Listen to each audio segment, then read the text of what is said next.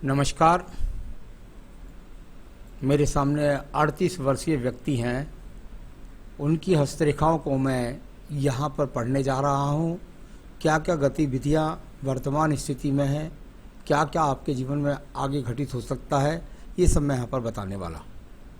सबसे पहले बात करता हूँ मैं आपकी ज्ञान की उंगली के बारे में। कनिष्ठा उंगली ज्ञान की उंगली, और ज्ञान की उंगली नहीं पहुँच पाई है सूर्य की प्रथम पर्व तक, यानी सूर्य की उंगली का जो प्रथम पर्व होता है उस तक की उंगली नहीं पहुंच पाई है। अब इसका कारण क्या क्या बन सकते हैं जीवन के अंदर? इसका मतलब है व्यक्ति के जीवन में उतार चढ़ाव निश्चित रूप से आएंगे। अमीरी गरीबी का सामना, उतार चढ़ाव का सामना व्यक्ति के जीवन में होता रहेगा। डिसीजन में जल्दबाजी के कारण व्यक्ति नुकसान उठाएगा। ऐसी चीज़ें यहाँ पर दिखलाई देती हैं।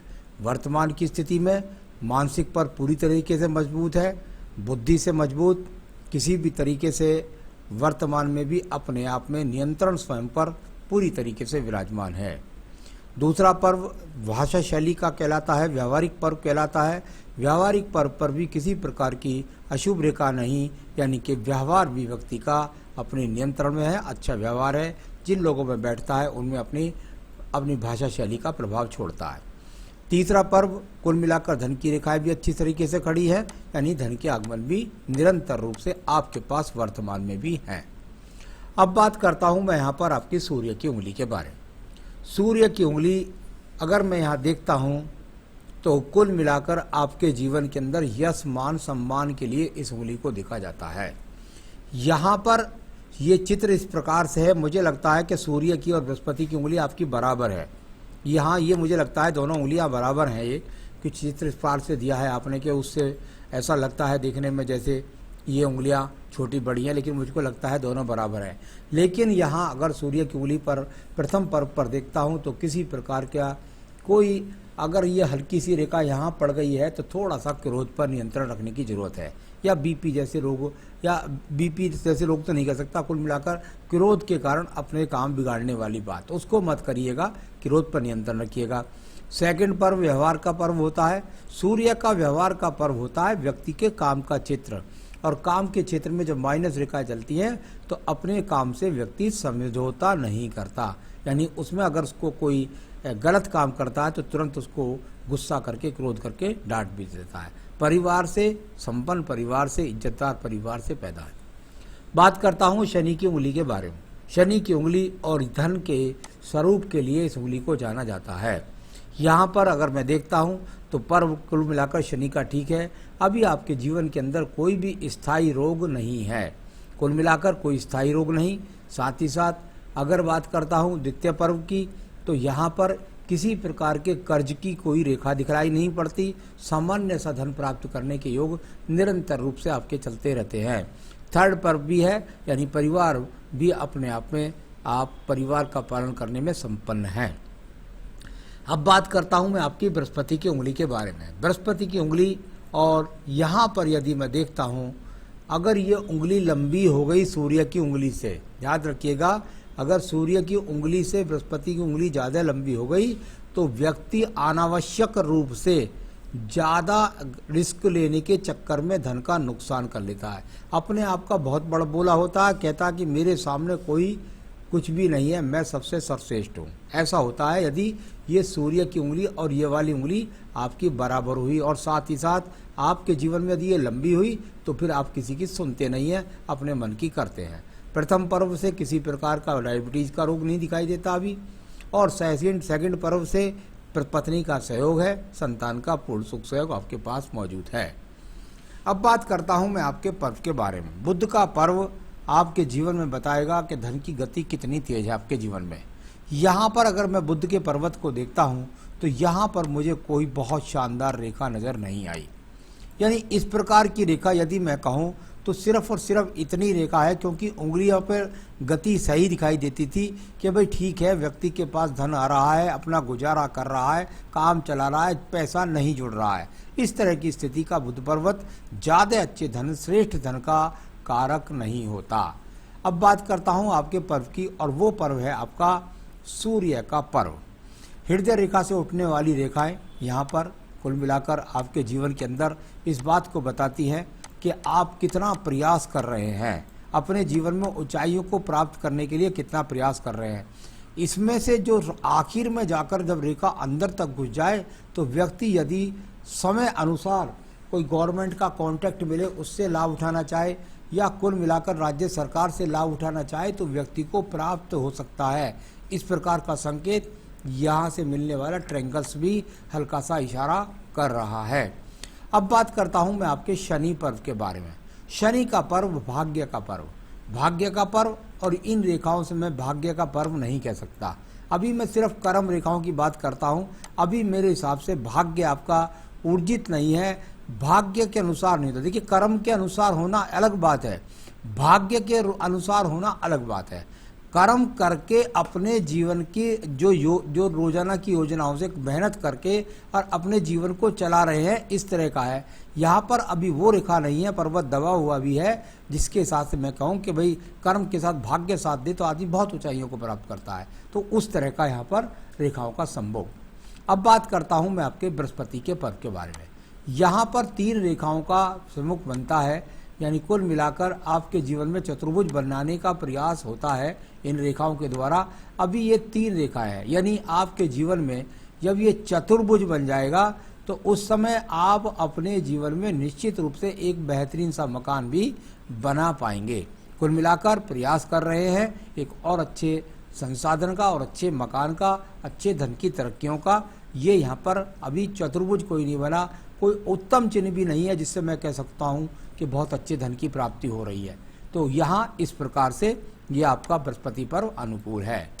हृदय रेखा को देखिएगा, हृदय रेखा जाकर के और लगातार आपके जीवन में अंत समय तक सही रूप से पहुंचती है। किसी प्रकार का इसमें रोग नहीं है, पत्नी के साथ किसी भी प्रकार का वैचारिक मतभेद नहीं है, कोई झगड़े झंझट नहीं है, कोई किसी तरह का शरीर के अंदर अभी रोग बड़ा नहीं है। चलिए मैं बात कर लेता हूं आपके मंगल पर्व के बारे में। मंगल पर्व कर्म का पर्व, और कर्म रूपी रेखा से निकलती है आपकी बुद्धि रेखा, और उसके बाद यहाँ से निकल करके रेखाएं प्रयासरत रेखाओं के रूप में है। जितना प्रयास आप कर रहे हैं, जितनी मेहनत आप कर रहे हैं, उसके अनुसार ये मेहनत आपकी कम है। यानी आप जो वर्तमान में मेहनत कर रहे हैं उस मेहनत से आपको और आगे बढ़ना होगा और योजना को कार्यान्वित करना होगा यदि आप जीवन की अच्छी ऊंचाइयों को प्राप्त करना चाहते हैं।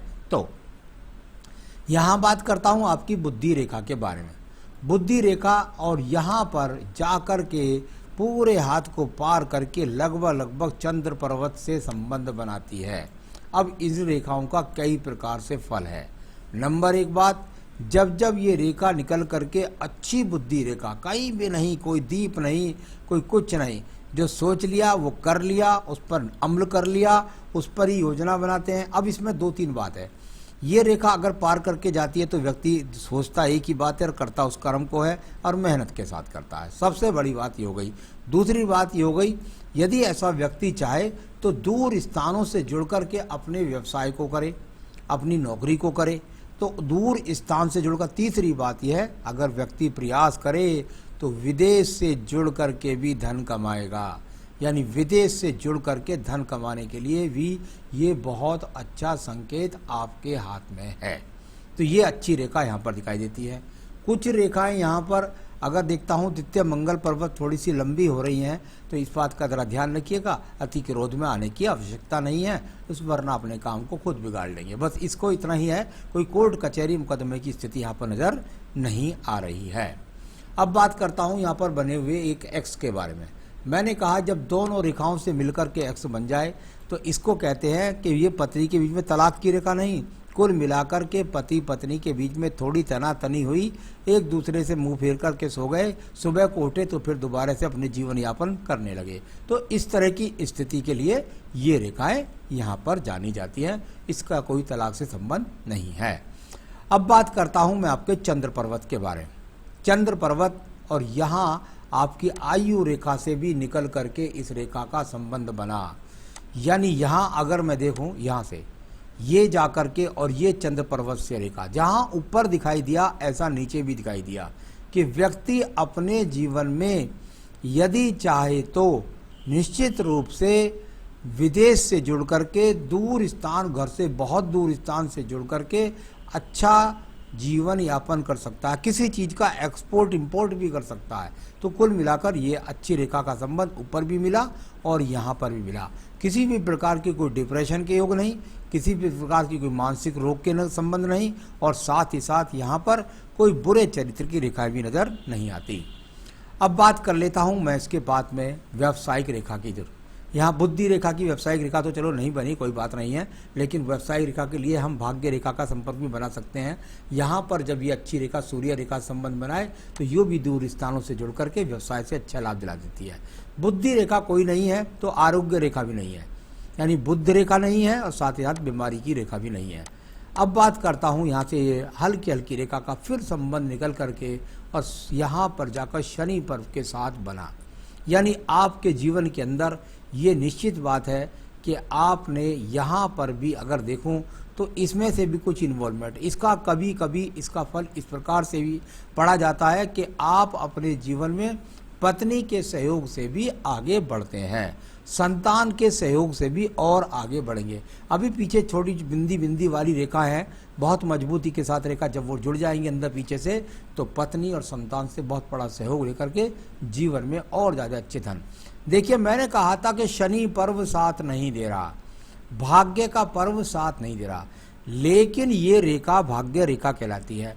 भाग्य रेखा कब तक? जब तक दो ऊपर वाले पर्वत साथ ना दें तो अच्छी तरह से भाग्य साथ नहीं देता। ये कर्म रूपी रेखा है जो बहुत मेहनत करके व्यक्ति अपने जीवन की श्रेष्ठता को प्रदान करता है। साथ ही साथ आपके जीवन के अंदर निश्चित रूप से ये दूसरा काम नहीं बदलेंगे, आप जो काम है वही आपके जीवन में रहने वाला है। इस दूसरी रेखा का गणित सुनिएगा, अगर इस रेखा को देखता हूँ तो ये आपके जीवन में लगभग 42 वर्ष के आसपास, 40 से 42वें वर्ष के बाद आपके जीवन में कोई एक श्रेष्ठता और प्राप्त करेंगे आप। हो सकता है उस समय कोई मकान बना जाए, उस समय हो सकता है कोई नया व्यापार करके उससे उन्नति तरक्की प्राप्त कर जाएं। इस तरह के संकेतों के लिए ये वाली दूसरी रेखा है, तो इसका इस्तेमाल आपके 40 और 42 साल की उम्र में आपको इसका लाभ मिलेगा। अब बात करता हूँ मैं इसके बाद में आपकी यहाँ पर मंगल रेखा के बारे में। मंगल रेखा यहाँ पर ये कुल मिलाकर आयु रेखा के सापेक्ष चलती है। आपके जीवन में सभी संघर्ष, सभी मुसीबतों से आपको विजय दिलाने वाली ये रेखा है। शुक्र पर्व को देखता हूँ, बहुत ज़्यादा खराब नहीं है, कुल मिलाकर सामान्य संसाधन शुक्र पर्व आपका यहाँ पर दिखलाता है। अब बात करते हैं हम आपकी आयु रेखा की। आयु रेखा अभी वर्तमान में चल कर के और यहाँ पर दो मुखी होकर खत्म हो गई, नीचे यहाँ पर दो मुखी होकर के ये खत्म हो गई, ऊपर ये दो मुखी ऊपर खत्म हो गई। इसका मतलब क्या है? जीवन का अंत समय सुख, सारे संसाधन आपके पास। ऐसे यहाँ पर ये अच्छा सुंदर चिन्ह, और अभी इसका अगर गणित करूँ तो क्योंकि आपका शुक्र पर्व काफ़ी चौड़ा है तो उसके हिसाब से लगभग कह सकता हूँ 77-78 वर्ष की आयु। तो यहाँ आगे भी बढ़ती रहती हैं रेखाएं, उसकी कोई चिंता करने की कोई आवश्यकता आपको नहीं है। तो ये सब रेखाएं मैंने यहाँ से आपको पढ़ करके इनके फलों को बताने का प्रयास किया। आपका मुझसे कोई भी सवाल नहीं था। पूरे हाथ के निचोड़ के बाद मैं इस बात को पहुँचा हूँ, ये व्यक्ति अपने कर्म से स्वयं को आज भी सिद्ध कर रहा है। अभी इसका भाग्य इसके साथ और लग जाए तो ये व्यक्ति और ऊंचाइयों को प्राप्त कर जाएगा। तो ये अच्छी चीज़ें इनके हाथ के द्वारा दिखाई दी मुझे, और साथ ही साथ आपके जीवन के अंदर बस आप अपना भाग्य ऊर्जित कर लें तो उसके बाद आप और ऊंचाइयों को प्राप्त करेंगे, और दूर स्थानों से जुड़ करके लाभ के संकेत काफ़ी हाथ के अंदर दिखलाई दिए। तो ये तो मैंने आपका सारा हाथ पढ़ा। मैं ज़रूर चाहूँगा कि अगर आप दो चीज़ और अपने साथ जोड़ लें तो बहुत ज़्यादा अच्छी ऊंचाइयों को और आपका भाग्य पर्वत भी आपका साथ देने लगेगा। एक बेहतरीन सा पुखराज आप इस उंगली के अंदर धारण कर लीजिए, क्योंकि ये छिद्र जो है ये क्या है, खर्चा कराता है ज़्यादा। अगर आपने हाथ में पन्ना पहना हुआ है तो ठीक है, उसके अलावा मैं कोई दूसरे रत्न को नहीं कहूँगा। यहाँ पर एक पुखराज पहनिए जिससे ये उंगली के छिद्र बीच का भर जाए, तो उससे क्या है कि धन रुकने की स्थिति आपकी बनने लगेगी। धन आता है, चला जाता है, खर्च हो जाता है, उसको धन रुकने लगेगा, जुड़ने लगेगा। साथ ही साथ धन के स्रोत भी बढ़ेंगे, जीवन के संसाधन, मकान वगैरह सब तेजी के साथ बनेंगे। तो ये तो पुखराज पहने, साथ में आप श्री सूक्तम का पाठ रोजाना पढ़ें और साथ में पढ़ें आप लिंगाष्टकम। तो ये 2 पूजा अपने कार्यस्थल पर कर सकते हैं आप और जीवन में तरक्की प्राप्त कर सकते हैं। नमस्कार।